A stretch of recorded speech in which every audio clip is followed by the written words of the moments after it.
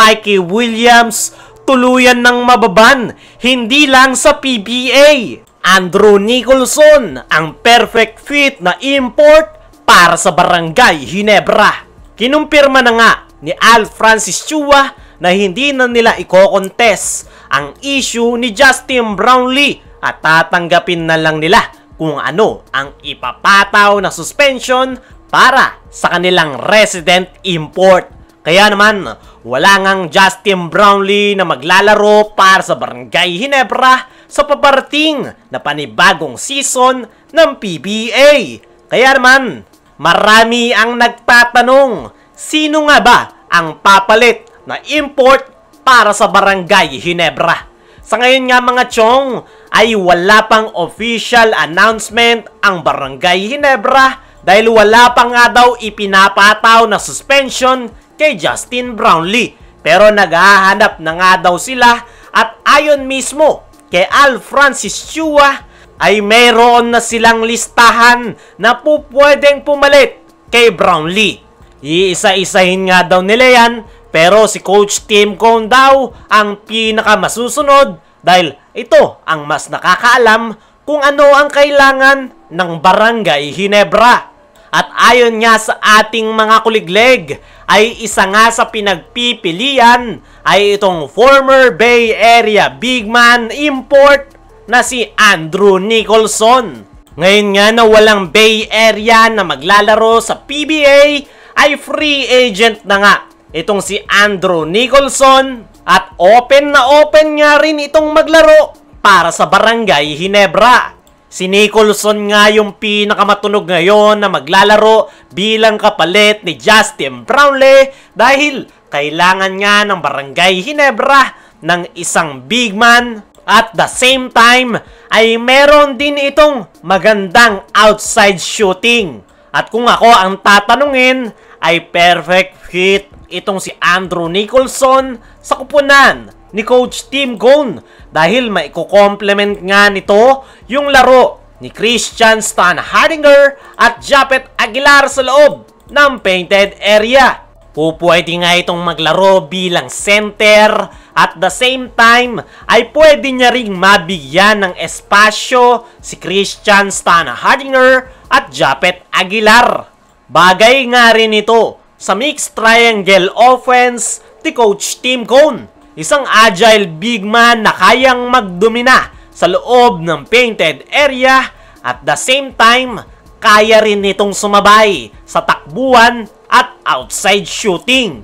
Kaya naman, mas gaganda yung opensa ng Barangay Ginebra sakaling itong si Andrew Nicholson ang papalit sa pwesto ni Justin Brownlee. Isa pa nga sa dahilan kung bakit masasabi nating bagay ito na maging bagong import ng Barangay Ginebra dahil gaya ni Justin Brownlee ay napaka-humble nga rin ni Nicholson at walang yabang sa katawan. At the same time ay kaibigan niya ni Justin Brownlee itong si Andrew Nicholson. Kaya naman makakampante si Justin Brownlee na tamang import ang papalit sa kanya sa Barangay Ginebra.